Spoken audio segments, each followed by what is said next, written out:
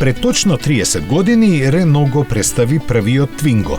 На повидок беше модел кој со само еден мотор, скромна опрема и ограничен број опции требаше да отвори ново поглавје во историјата на марката и да ја револуционизира мобилноста во пренатрупаните светски метрополи.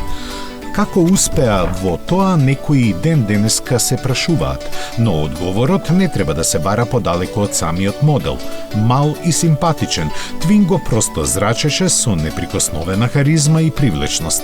Затоа и обстана 15 години на пазарот. Беше нарекуван голем во светот на малите, бидејќи за неговата скромна по димензии каросерија инженерите ги искористија сите свои вештини да ја направат максимално практична.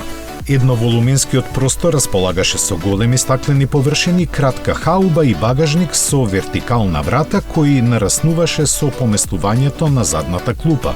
Дизајнерите му подарија лик со кој купувачите го доживуваа како куќен љубимец, а тој им ја врати со младечки шарм и едноставно користење. Внатрешноста му беше иновативна со централно поставениот дигитален брзиномер, мноштво предгради и бројните неконвенционални решенија.